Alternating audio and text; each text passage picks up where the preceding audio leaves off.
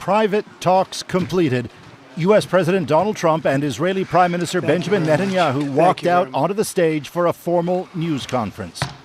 From Trump, a bombshell on the future of the Gaza Strip, now devastated by the Hamas-Israel war. Trump's idea? The U.S. will take over the Gaza Strip, and we will do a job with it, too. We'll own it. And, he said, the U.S. would clear Gaza of rubble and bombs, then develop it, creating, he said, thousands of jobs. I do see a long-term ownership position, and I see it bringing great stability to that part of the Middle East. All of that following a series of remarkable comments from Trump at separate events in the White House earlier.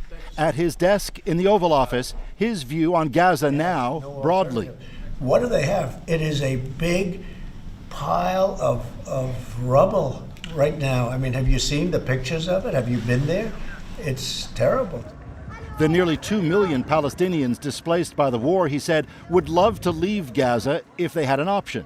Trump suggesting they all be moved to a piece of land or a number of pieces in Egypt or Jordan, even though both countries have publicly rejected such an idea. And you'd have people living in a place that could be very beautiful and safe and nice. Gaza's been a disaster for decades. Trump later suggesting any number of countries could take them in, up to a dozen, he said. With the Hamas-Israel ceasefire holding, at least for now, but as it moves toward its so-called Phase 2, in which Israeli soldiers are meant to fully withdraw from Gaza, the comments could hardly come at a more critical time for the region. As he underlined at a photo op with Netanyahu, relocating Gaza's Palestinians would be permanent. It's worth paying attention to this. From Netanyahu, standing next to Trump throughout, this. I think it's something that could change history, and it's worthwhile really pursuing this avenue. On his plan, said Trump, Adrian, what we know as the Gaza Strip would indeed become, as he put it, the Riviera of the Middle East and would be for the world's people, without really giving more detail on that. He gave no position on the future of the West Bank, by the way, but said he'd have an announcement on that soon.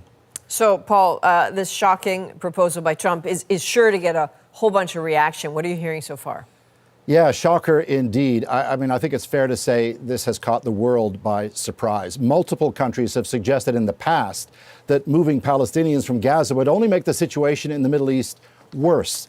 The Saudis have reacted to some of what Trump said today. Earlier, he told reporters the Saudis are no longer demanding Palestinians have a state of their own. Tonight, the Saudis strongly disagreed with that, underlining their position on a state for Palestinians is unnegotiable, firm, and unwavering, and it will not establish ties with Israel, something Trump is pushing for, without one. Certainly, there will be more fallout from Trump's idea going forward, Adrian, but a shocker tonight. Indeed. Paul Hunter in Washington. Thanks, Paul.